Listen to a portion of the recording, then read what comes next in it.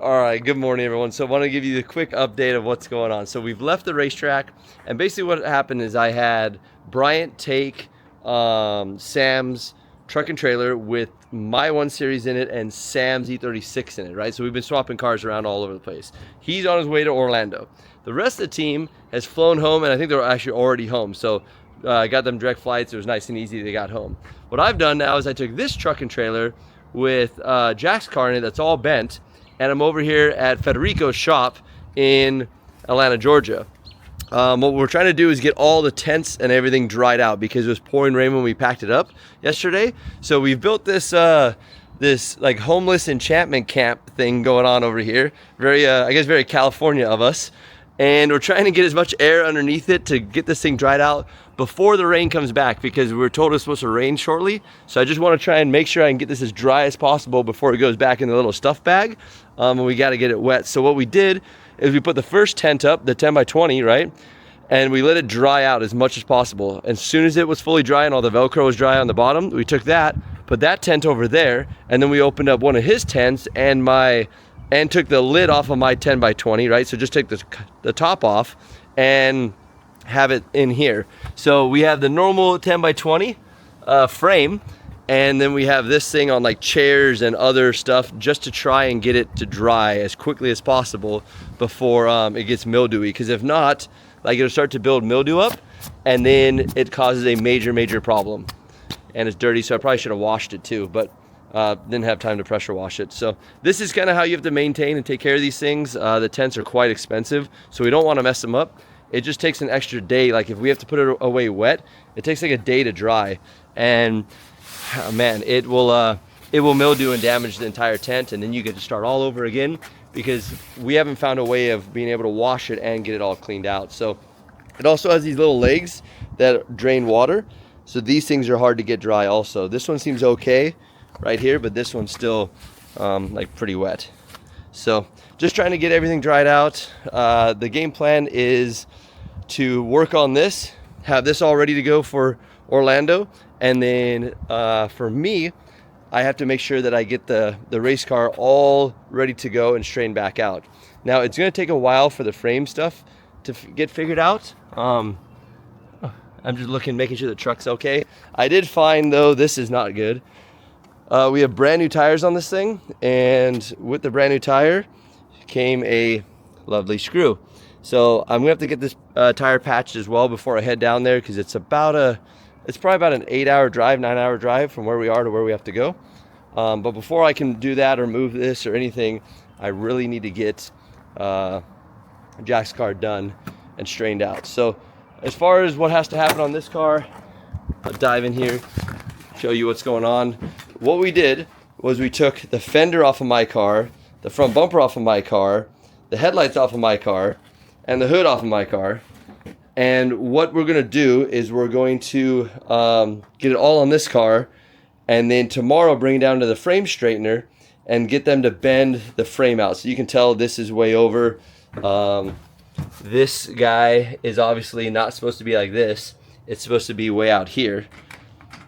And it's like, well, it's right here. So don't know if you can tell, but it's, I don't know, 5 inches back from where it's supposed to be. So it's bent back to here, and it's over. The actual whole front end is shifted this way quite a bit. If you look, you can see kind of how that fender is sticking out over that tire that way, and this one is definitely not. So that's all the body panels. We're going to try and put some of this stuff back together. It's just a pile of like rubble or scrap right now.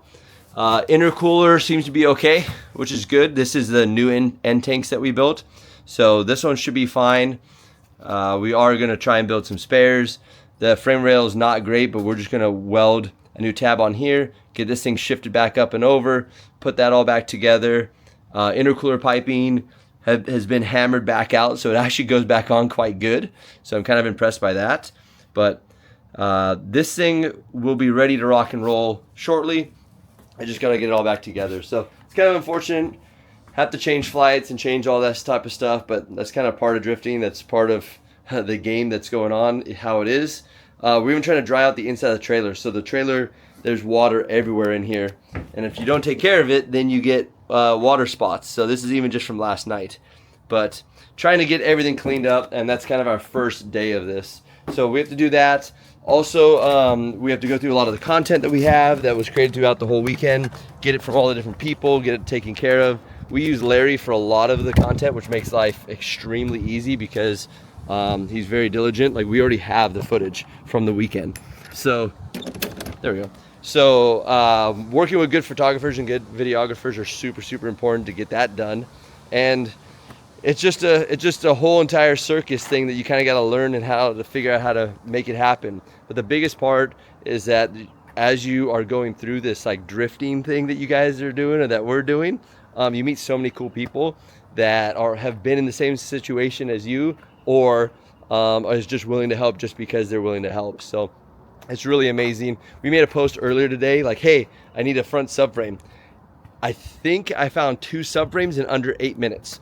Like, that's how cool it is. And when I mean found them, I mean like they're like, hey, I got one here in Atlanta. Hey, we got one over here in Atlanta. Like, come grab them. Like, that's how cool it is to be able to be part of this community and be part of this crowd and everyone. And I just wanted to like shout out to them and thank you for everyone who kind of helped share the post and comment on the post to get us the parts we need, because we're pretty far out here. Like, Atlanta isn't somewhere I've spent a lot of time at. So Federico hit me up. He's like, hey bro, whatever you need, like, dude, we got a shop, we got a place, come check it out. And I'll show you inside his shop because his shop's super cool.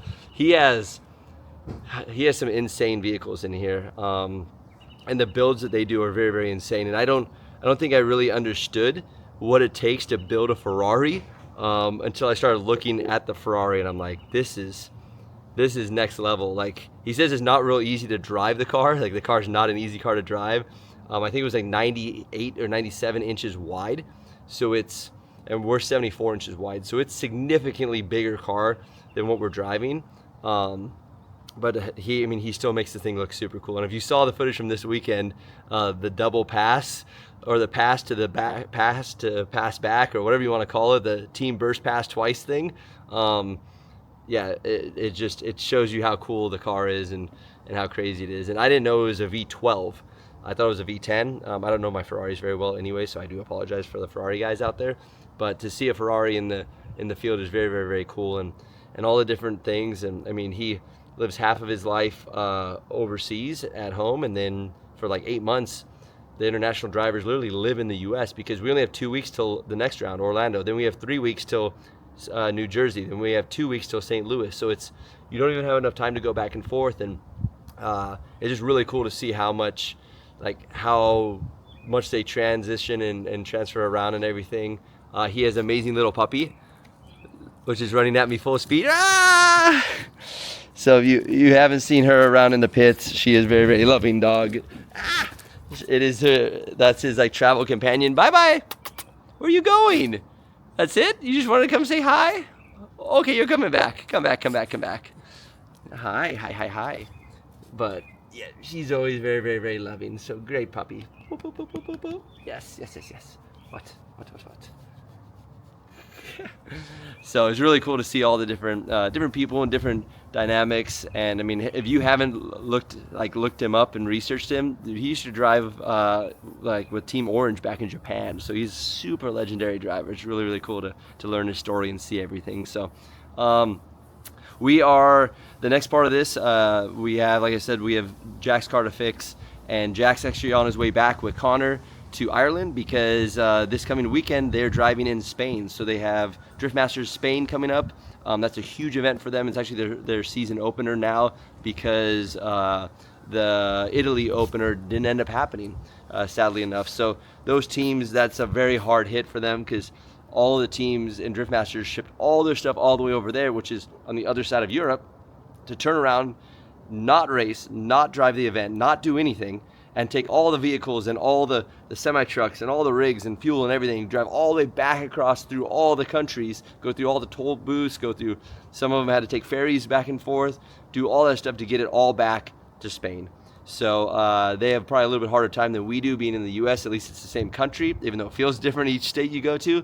At least we're still in the same country going across. We don't have to go across all the borders and different stuff. So Two different kind of demographics of drifting and stuff that has to happen, but we're all out here having a good time, jamming.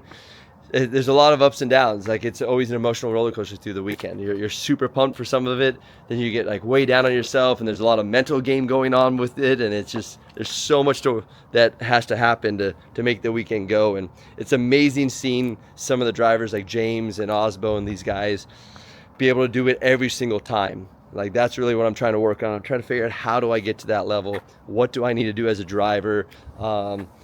And like, really what has to happen. We just had a conversation with Carson, my spotter. He had a really rough weekend. We knew he was going to be able to drive really well. He's a super talented driver. He's driving the matching car to us. So I have the E82. He has the E92 with the Garagistic livery on it. He's been my spotter from the beginning.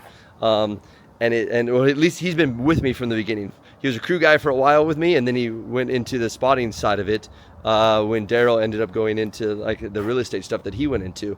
So he's been with me from the beginning. We've built the cars. Senate Sally was actually his car, if you didn't know that. So Senate Sally was originally his Carson's car.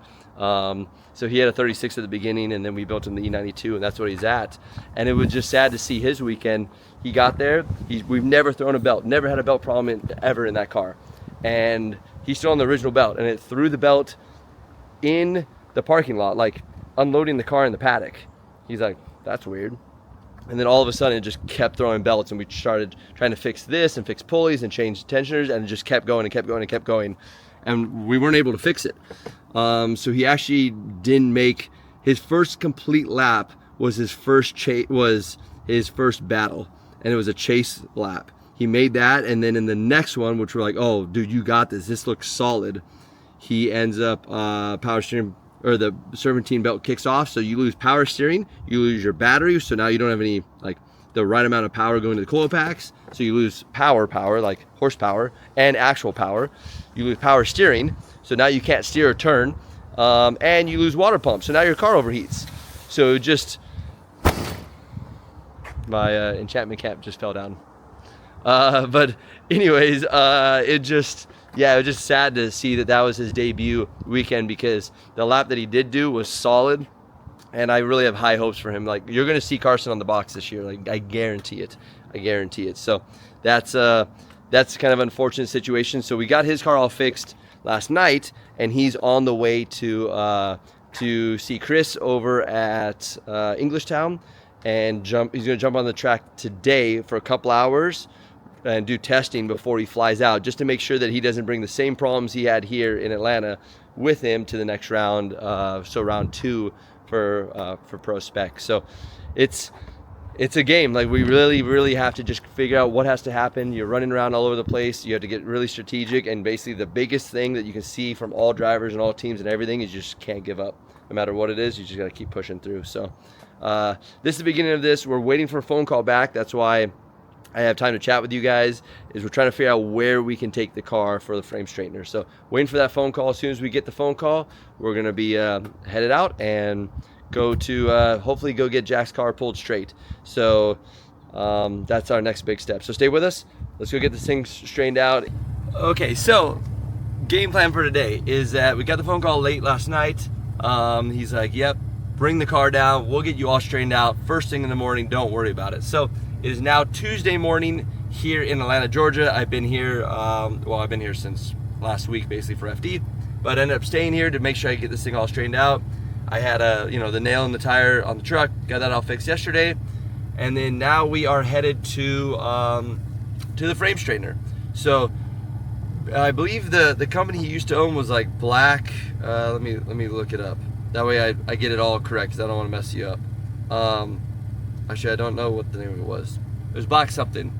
And basically they owned, he built alignment machines. So the guy is super good. He's helped Matt Field out. He's helped a couple other drivers and racers that are out here out. He also helped out Zendara when she hit the wall. So this guy can straight up thrash and get this done. So his name's Adam Perling. I've heard amazing good things from him and about him. So I'm excited to meet the guy. And just have high hopes that we can get this thing straightened back out. I also have another guy who hit us up about a subframe. Thank you guys for reaching out too. I think we got 2 or 3 subframes in, I don't know, like 8 to 10 minutes. So very quickly. I really do appreciate it. Right now I'm kind of going around the side roads because it's about 8 a.m. and there's a lot of traffic going into Atlanta, which I guess I should have figured that, especially me coming from LA. I should have known, like, hey, there's traffic around here. I just thought, you know, being out in Georgia, maybe there wouldn't be, but I was wrong. So it says we're about an hour and 30 minutes out. We're leaving Fetty's shop and we're headed across town. After we drop the car off, we're gonna try and get it all straightened out and aligned. While they're working on that, I need to run to another place to go pick up a front subframe. And then after we pick up the front subframe, I also found a place that has tail lights, as someone mentioned. So we're gonna pick up tail lights, front subframe, possibly 2 front subframes, and then we're headed over to Summit Racing. And Summit has some DOM that they actually have in stock. So it's the only place I could find in the Atlanta area that had DOM. So we're gonna get a couple sticks of DOM so we can fix the front bash bar and a couple other things. Have a little bit of spare on the rig, and we need to get a different brake master so that it's a little bit softer and a little bit like farther throw, so the car stops a little bit better. So that's kind of the main things that are happening today. Hopefully from that point, I come right back to the shop, pick up the race car, then make my way up to back to Fetty's shop, and then build the front end. I got a lot of work to do once we get up there, but at least this is a good start. And I feel really good about getting this car straightened back out. So hopefully it's not too bad. Hopefully he's like, yeah, man, I got you. Let's bend this thing back. And yep, we'll find out very shortly. So I'll let you guys know, and let's take this journey together. Let's go. Just made it to Adam's shop, and I've taken Jack's car, backed it out, drove it down. We put a bolt in, just kind of a random bolt in the front subframe to try and get it all kind of set up and good to go. And then it's actually down in the shop. But what I just realized is that I need to grab the subframe. So one more moment, then we'll go back into the shop. But luckily we built a subframe before we left California because we know how weak the front of these cars are. I also need to go pick up 1, possibly 2 subframes from somewhere down the street here. So I have to figure out that address and find where they're at. But I gotta take this subframe off that I've already made, bring it down to them so that we can start aligning this thing and trying to get it all straightened back out. And what's cool is that my team has built a little bracket in the trailer to kind of show you guys how we put things to try and make it easier for the grab and go type of scenario. So let me jump back up in here, move some of these things around. We also had to steal, like I said, the bumper off of my car because my bumper is in a little bit better shape. So this is what they're supposed to look like, and this is what Jack's looks like. So yeah, a little bit different shape. But anyways, the subframe is right here. So let me set this down because I gotta get the subframe off the wall.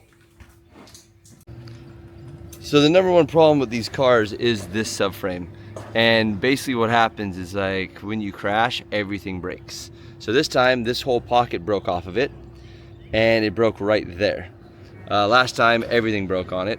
But it's, yeah, hopefully it's good to go. We have to get another one, and we have to build one of these guys in it, because if not, the front pulley hits. And the scary part is, look at how thin it is when you put it back together. So this is pretty thin, which is quite scary, but hopefully we're all good to go. And I just have to duplicate this and build another one. Here's our kind of jig that we build for that. It has some plates in it. These are from Blake Olson. He makes these plates to make it all, you know, kind of stay square, but it didn't matter. It still tore and broke everything off the other one. So anyways, this is what they look like. We're gonna try and fix all this and get back out there with a new subframe. So let me bring this in. I'll show you guys the shop. And he is making some jigs right now to be able to hold the chassis in place, so that they can start pulling on this thing and get this thing all straightened back out for us. So we got it up on here, and it doesn't look too bad now that we kind of taken everything apart. The intercooler's over there. We have the new, or my hood actually, and we have the front subframe, the new one that we're going to be putting on. For, you know, I know a lot of you guys were asking about the straight up engine. So this is what we had to make on this. And then we had to cut and make change the oil pan as well, so that it doesn't have any kind of engine and oil starvation, because the pickup tube's normally there, and when you stand it up, you have to extend it 3 inches to get it to drop back down, so that it's actually in oil for the front and the rear sump. But yeah, that's pretty simple. So this is what the frame rail looks like. If we look down it, let's see, can I see this? There we go. So not too far bent, maybe a couple inches, little buckle in the back. This one has a little bit bigger fold in it, and this one's probably stays worse off. This is definitely a couple inches off there. This shock tower looks to seem to be okay. I'm not sure about this one. This whole thing's all mangled and is a lot shorter than it's supposed to be. This is supposed to be like out here, so we probably lost 5 or 6 inches back on that. But other than that, these guys, they're gonna get it all back together, kind of straightened up. I'll show you once they start pulling on how they pull this thing, but the idea is probably just the opposite of the crash. So the good thing is that the crash was on YouTube and television, or whatever else you want to call it. So it was very easy for them to see exactly what happened. So now they can work backwards to do the opposite to get to come right back out. Because now with time, how it's set up, we only have about a week and a half till Orlando. So still don't know what I'm going to do. I don't know if I'm going to fly home and fly back, or I have no idea. But we're going to get it figured out. I've located DOM out here, so we're going to do a couple things with that and try and get that all situated. I have to do a little bit of TIG welding on the intercooler. Not bad. It just basically broke the end tank off, like this part of the end tank off. So not a huge deal. But yeah, other than that, I think we should be good to go. Like, I'm pretty excited about it. Pulled the side skirt off. It looks it's a little mangled and bent here, which is like this whole step-in thing is all bent. That's probably from the wheel or something, but it's okay, we can leave that. And the other side's a little bent as well, but nothing too major. They said they went underneath, looked at everything from the bottom. They said it was okay. We don't think there's any firewall damage at the moment, but once they start pulling, we'll see what's actually damaged. The subframe is definitely bent and like kind of crooked this way pretty good. It's supposed to be straight and it's definitely not straight. It goes from inside here to like outside over there. So this guy has to be replaced, as we noticed. And look in here, this is definitely not how that's supposed to be. So that's all torn off and broken and destroyed as well. But we'll get it all back together. So it should be fun. What was the question? Nope, not a 2J. Make another guess. See, I trick a lot of people with this, especially people who know engines. Right? Let's see if I either embarrass myself or figure it out. Probably both. What do we got here? What is this thing? That's a damn good question. It's a huge head. Yep. The exhaust and everything is all on the Toyota side of things. Yep. Instead of Nissan. So is it just a 1J? Nope. See, I love that. That's great. This is really good. What's your guess? RB. It's not an RB. That hot stuff's on the wrong side. That is a very good clue. I'll give you a clue of what. The question is, what chassis is it in? It's not a Barra, which would be cool as shit. Nope. Maybe cooler. It's lighter. Oh, it's a BMer just stood up straight. It is. So it's a what, M50? Close. 4? So right year. What's the benefit of standing it up vertical? So I'll tell you the whole thing. So the engine is actually an S54. S54. So it's E46 M3 motor. And then the reason why we stood it up was A, it's easier to work on by a whole lot. Because this whole side is easy to get to now. My kid has an E46 wagon. Ask me how I know. Okay. So this is literally just the M3 version. So S54 M3. And then the reason why we stood it up was it's easier for me to offset the weight of the driver, because now it's not all laid over to one side.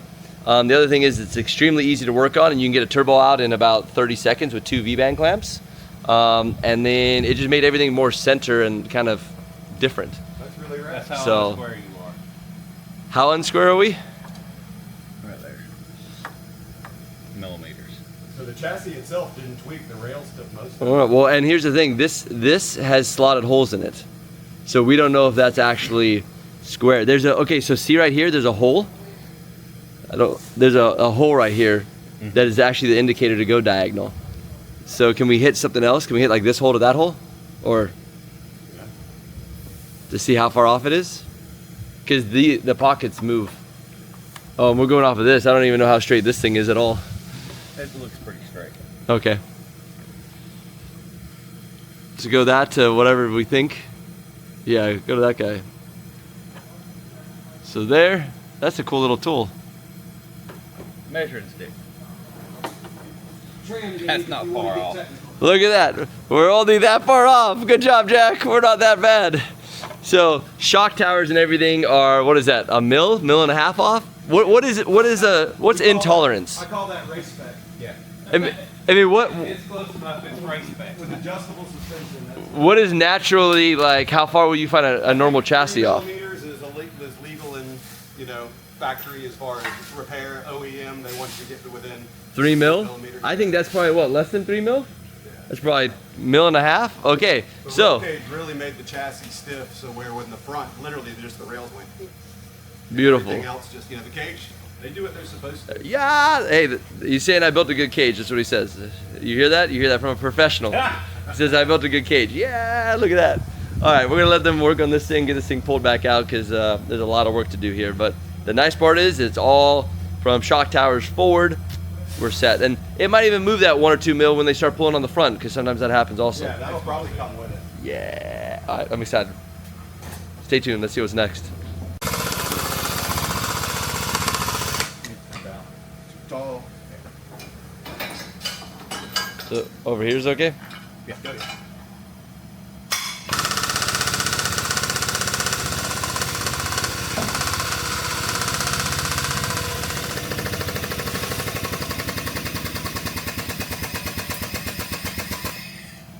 Wow. Okay. That was a lot easier than my truck idea. Right?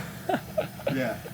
And 90% of that is that the car is actually being held Secured. solid. Yeah. Because if the car is not held, all we do is spin it in circles. You'll start putting some pressure on it, and you'll find wherever it's not held real quick. Oh, hi puppy. Hi puppy. You're back. You're I back. don't even know where he's been. Nice. You've been running around laps. All right. Bye bye. I haven't heard King barking yet, so that's good.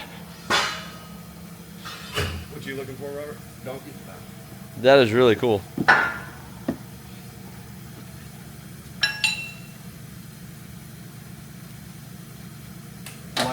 Lighting is our next thing here. I got you. It's always a battle. Yeah, the only lights that are out are the ones right up above the machine. So what does that do? Just relieves? So yeah, that's where the wrinkle was in it, and that's letting all that shocked energy where it's all crumpled up. Now that it's got tension on it, you can hit it, and it just. Luckily, you got these super beefy motor mounts here, Yeah. and They stop. that's what stopped the damage from continuing further back. So that's because the first setup we had it mounted on the subframe, and when we hit the wall and broke the subframe, the engine tried to fall out the bottom. So we're like, that's not a good idea. Let's That's an unexpected thing you're not ready for. Exactly, especially coming from an E36 where everything is like indestructible. Real frame, yeah. Yeah, this one it just disintegrated. So now, now we mount it on the frame rails. Keep working pedal. You want more? Yeah.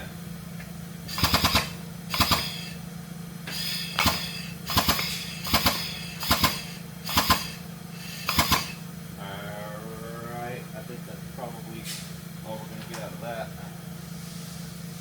That's beyond straight though. I think that's back the other way. Well, it's gonna really you generally have to go past wherever you're pulling to because there's so much spring in it. Like you'll be amazed when we let go. You're like, oh, that's. Alright, go ahead and let it.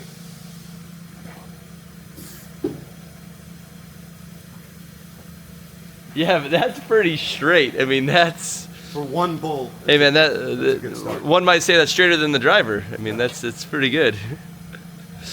Sorry about that, Jack. You're the one that wrecked the car.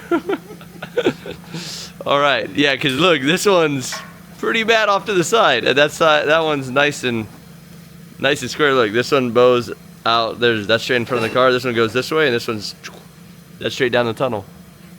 That's impressive. This is a good little machine here. It will tear some stuff up or fix it depending on how you use it. So you guys sell the whole tables, right? Because you guys make them. Yep. So what does a table like this cost? A brand new one with 3 pulls like that is $30,000 delivered in your shop with training. So That's not bad at all. 30 grand to run a whole entire table and everything. So how old is this table? Because this one looks this like. table is probably 13 years old. Oh, not that bad then. Yeah, shop went out of business and they end up on Facebook Marketplace and it's not exactly good competition. So I try and buy any of them that come up on Marketplace to keep them off the market. And No, but this is we still operate good. them. So yeah, there's nothing that can go wrong with them other than Look the at that. hydraulics. Well, yeah, I mean, it's going to take a lot to try and fail somewhere. I mean, I don't even know what would fail. That's so cool. And I like the ball end on this thing, too. This is awesome. Yeah, and that lets you, that gives you the ability to pull that way, pull that way, pull that way. And then different lengths, different heights, and Yeah. And there's extension tubes that we have that go on the end of them right there. So oh, if you want to go up higher, I want to pull up higher. So and does that like the clamps and everything come with it? it comes with a much better tool board that's got stickers on it and rolls around and has a place for everything. We're kind of white trashing it right That's here. the in shop. This is our The in-shop demo, but look, you can tell. I mean, how they've been used a long time. Oh yeah. I mean, all the stickers are worn off. Everything's Stickers off of them. They've yeah, but that means you made your money back. 100%. This is rad. This is quite proper. This is cool. And here's the video you're gonna want to get here when we start on All right. this one. So he's got this pulled back. I know this part doesn't look great, but this is totally irrelevant to what it needs to do. But the hood pin goes right in. Look at that. Boop, boop. Doesn't even touch. So quite nice there. That's all good. This is all pulled straight. And this one is straight this way. So now that one, see how it's like twisted back? We're trying to get it pulled back out straighter.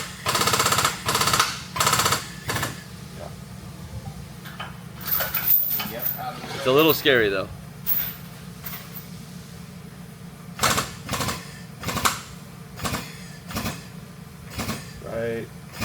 Right, one more tooch.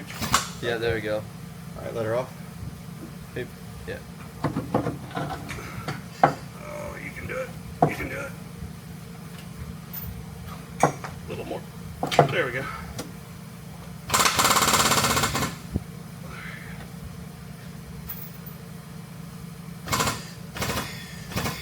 Might be pulling up too much. Yeah, it seems pretty good actually. All right, give it another. Yeah, I mean, that seems pretty flat. Oh, we are about to let off. the chat. Yeah, let off. We can re-grab it if you want to try, or we No, I happy think with it's that? I think it's way good. I think we just need to push this one back or strain this a little bit. Like, see how there's a kink in here? Circle hammer. Yep, and then that's it. Unknown caller. Uh-oh. That was me yesterday. And now I'm here. Now I'm known caller. So, Los California. hey, it might be me. So yeah, so this is all the pieces to this whole thing to be able to measure all of it. And that's what we've been doing, measuring and going back and forth. And they used a fancy tool down there to indicate where square is on the whole thing. So, and now it's not twisted anymore. I mean, it looks pretty proper. I'm amazed at how bad it was to how good it is. I'm pleased. Yes, very, very, very pleased. That's perfect. I took it off on. So they used this little fancy tool, got it all lined up, and now it's straight. And actually, the engine's back to the center of the engine bay too, which is quite nice. So It helps. yeah, everything is back straight. This guy, obviously, this hood pin's all bent, so it won't go down. But yeah, look, dead center. What? Hood lines up. Everything lines up. Man, this thing's gonna be good. So this wheel bearing's all destroyed and beat up. The subframe's all broken, so we have a spare subframe to put on, which we didn't need to use actually, but we will need to use it on the chassis. And yeah, we're just gonna try and get it all figured out, back together. I need to go pick up metal, some other supplies, and run back over to the other shop and try and thrash on this thing. Maybe I can fly home in the next couple of days. It'd be quite nice. But yeah, they did it in quite a quick deal. I think just because of this table, how simple the table is to use, and this little fancy gadget that they have that everything's based off of. They just put the ram up, boom, pull here, pull there, done. So I was amazed. I've seen a lot of people spend a lot of time on frame machines trying to get stuff straightened out, but this was not that. This was a very quick, like, in and out deal. Let's get it, make it happen, let's go. So I see why Matt and everyone else recommends them. So yeah, if you can find them, Blackjack. They are, what city are we in? We're technically in Austell, Georgia. So what is it? Austell, little suburb of Austell, Georgia, just right outside of Georgia. But yeah, Blackjack Collision Repair, hit them up. They are awesome, and they like working on race cars, mainly because they're race car drivers themselves. So it's super cool, even better. He rips a Miata, he has a Skyline, all kinds of cool cars. So now we are ready to go again. Let's go find our next destination. We're gonna put this intercooler back on, see how far off it is, and we should be off and ready, be able to load the car into the trailer, and then go find some metal and build some bash bars and put the front end back together.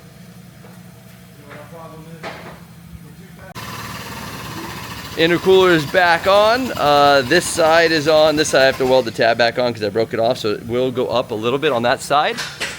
So it's a little bit off, but dude, look at this. This thing is good. I'm excited. We got the 1 Series all straightened back out. I do need to put a new subframe on because this pocket's all destroyed. I don't think I can fix this pocket, but I'll look. We might be able to. So it's just a matter of if we can get it straightened out or not and pulled out. But that's a whole nother game for the next part of this. So it's yeah, I think we're good.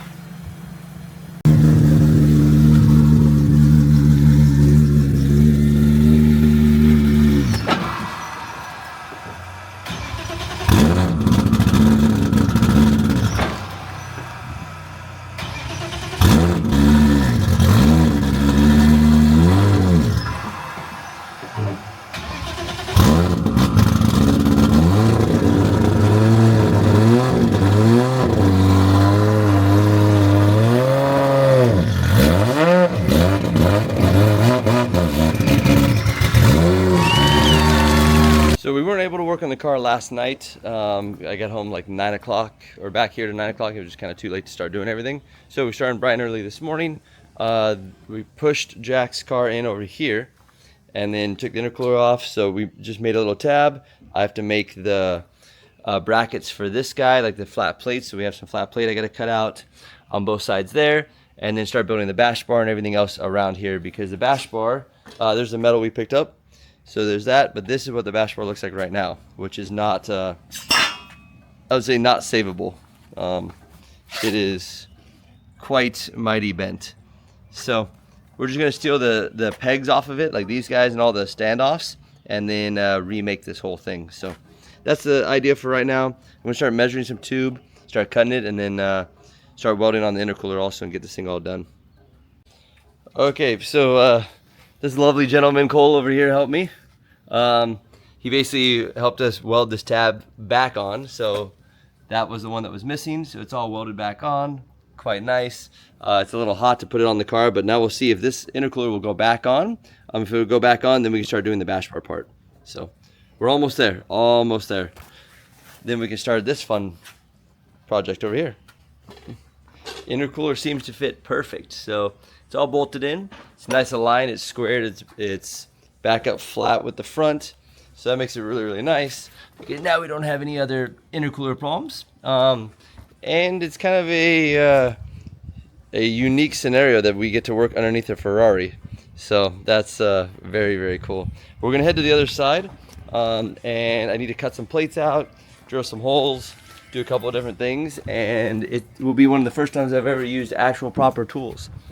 I normally use kind of whatever I can get, but he has proper mills, proper drills, proper all kinds of stuff. So yeah, we're gonna come over here, drill the plates, and then see if we can get it all back together, hopefully. Game plan is to have it done by lunch. Don't know if that's possible, but we're gonna do the best we can. So they have all these actual proper cutting machines, not a 4-inch grinder or 4.5-inch grinder like I use. So this just cut the 5-inch bar, and then now we're using a giant Bridgeport, which is probably overkill for drilling 4 holes, but it's quite nice. So we're gonna drill 4 holes in this guy, make it match the other plate, and then make sure it fits on the car. So fender is on, ready to go. We have a bash bar on, which is, we're getting there. It's starting to turn back into a race car. Look at this. So got it all notched, got the front bash bar bent. I don't think anything will hit it. Cole's cutting the old one off right here. Cut this one off, so this is all cut off. So we needed to save this little guy, which is what holds up the headlight, just bends around, and this guy, which is our big standoff for the front. So yeah, we should be good. We're gonna get this all figured out on there, and hopefully get the bumper up, and then we're gonna be jamming here quite quickly. I'm excited. The only issue is if you look, see how this holds that fender up there? This one is this far off. So I don't know exactly how we're gonna fix that. I need to push it up, but we're gonna fix that somehow. So we got a freshie one. The other toe got stuck in the wall, so now we have a fresh NRG pink toe hook. We'll get it all on there. I like the one here. Okay, so I kind of forgot about the camera. I apologize. But we are actually all loaded up and outside. So The Ferrari and Federico, happy birthday, Federico. It's actually his birthday today, so they're back over at the ranch house. And he had me just kind of lock up and move on out. So I am now on my way to Orlando, and I have the car fully situated except for the headlight bracket on one side because we don't have the proper light. So once that gets done, then I'll finish all that up. But as of right now, we're good to go. We're on our way. It's about 8 o'clock at night in Atlanta, and I'm headed down to Orlando. This is kind of the deserted parts of the stuff that we could not use or could not fix. So we're gonna leave that. He said to leave it right here for us. But it's yeah, insane to use a really cool shop. They have all the tools we need, all the stuff we actually needed and was working on, and got everything straightened back out. So I was quite impressed with what we were able to do in such a short period of time. So yesterday got the car pulled straight. Today got the car all finished up. So we'll see you guys soon. And like I said, I have about an eight and a half hour drive, so not too bad, and Orlando Motor Speed World. But let me go show you kind of how the front of the car looked real fast before I hit the road. So this is what the car looks like now. So this headlight is the only thing that's like not properly done, but look at how straight the front end is. It's kind of a Rome CP Jack Shanahan I guess collaboration build on this guy right now, but we got it all lined back up. It's nice and straight. Even the front bumper and everything lines up really good. So all new bash bar, all new everything, and we ended up not repairing that subframe. We ended up just scrapping it and putting our other one that was, the one that we had right here. I just bolted this guy on. So took that one out, bolted it on, and then I left it with Clay, and he is going to basically cut the notch that we need out of the other one, and Federico's are going to bring it down to me in Orlando, so that we make sure that we have a spare, because without it we can't hit a wall, we can't crash, we can't do anything, because that one absolutely we need a spare front subframe in these cars. So that is the downside about having these. Even if you plate them and set it all up, make them all FD legal and ready to go, they still are quite weak in the front of the car. So and then the rear is a 5-link. So don't know how long we're going to be campaigning this chassis for, but that's one thing we're going to be, I'm going to be thinking about for next year. The other thing too, on Jack's car, we're going to be changing the turbo. So right now it's a 6870, and I believe we're going to go to a 6668. I'm not positive on that, but I have the front housing, this guy, off of Jack's car, so that I can fly with it and make sure that it's the right angle and everything is all set up, because if not, then we're we're kind of in trouble, because I don't want to try and weld it while I'm here. So we're going to weld it at home and then bring it and fly out with it and hope it lines up, and it should be good enough. The HPS couplers give you enough space and room to be able to push it any direction you need without any problems. So we're gonna head out, and hopefully we'll see you in Orlando. All right, so just got back from Orlando. Actually flew in late last night, then went to the track with Sally. So we ripped around in this guy for a little while. We'll just see the content that we have from this one. So super cool stuff. We did an awesome collaboration with our buddy Luke. So wait for that to come out. It might come out before this, but either way, check that out if you haven't seen it. It's very cool. It's like a crossover from the fitness world and the drifting world together. So very, very cool. And so now I get back, and when you're in a hurry and you're rushing, obviously stuff gets a little overlooked and thrown around and crazy because you're just in a rush. So today what I get to do is I get to clean up and try and reorganize the garage. Good part is my garage is very small, or my shop, Imagine Garage, right? I just get to rebuild it. So it's quite small. This is the whole thing. But I have a lot of stuff over here that's kind of just needs to go in a home.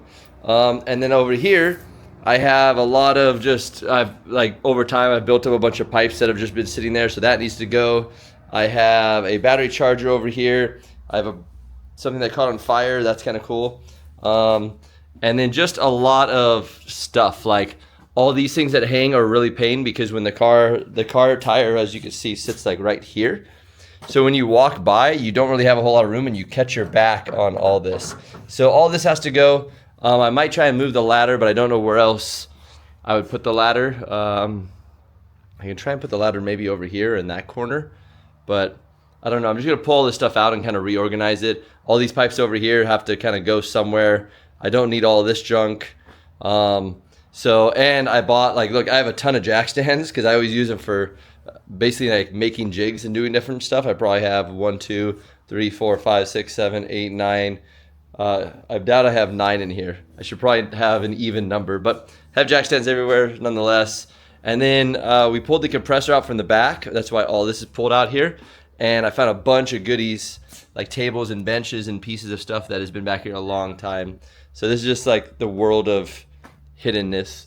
So we're gonna clean all this up. I'm gonna clean all this. This workbench has been just thrashed with stuff like pedals and throttle bodies and all kinds of things that came off of Jack's car in the last minute. I mean, look, even pedal assembly. We're gonna put the pedals. We're gonna go to a Willwood setup on this car. Right now, it's fully stock with no brake booster, and the car doesn't really like to stop. The brakes almost don't work. So I don't like that. Obviously, you need brakes and drifting. So I'm gonna change the brakes on this thing. That'll probably not be till a different video or probably later tonight, realistically, but not till a different video. But today is just trying to organize, clean all this stuff up. I mean, I have all this up here. I have my lucky cat waving, chilling. But there's a lot of chaotic stuff. Like, it just looks like a mess everywhere. So, oh, and our buddy just cracked an oil pan, so he's gonna bring over an oil pan for me to do some TIG welding on. On top of that, I have to do some TIG welding on some other things. I have some end tanks here. I have a turbo for Jack's car. We put a new turbo on Jack's car for this round because it's a little bit different. So I have elbows. Oh, whoops. You should probably be looking at what I'm looking at. There we go. So I have elbows, all this different stuff from Threadstone, some big old end tanks that probably need to get cut down because they're too long, and a core. So all this stuff is going to get cleaned up, all the Willwood stuff, and this whole like side of the shop is going to get organized. Also, I bought some of these off Amazon, which these guys are going to go hopefully on the wall. So they're wall mounts, so I can get all of the stuff off the ground. The trick I learned in having small areas is getting everything up off the ground onto the walls. So we're going to put the jack stands up on the walls. We're going to build some hangers for these guys so these guys can go on the walls. I don't know if they're just going to go right here in this empty space because it's probably the flattest space to the wall, or if I'm just going to put them over there. But either way, get everything up off the ground, on the walls, and away from our feet, so I have more space on the floor because I really don't have much. I mean, the outside tire sits here, and then the pipe bender's right there. Also, I would like to, which I don't have it right now, is I would like to add another set of studs on this side so that if I'm bending smaller stuff with the car in here, I can still bolt it to the ground. So that's probably a later project because I don't even remember where I did that or how I did that. I did that in 2017 when I first learned how to weld and try and make stuff. So I don't even know where I got the drill from. Don't know. I'll figure that out. But anyways, right now, a little chaotic, and the plan is to clean all this up and make it all nice and organized again. So yeah, wish me luck.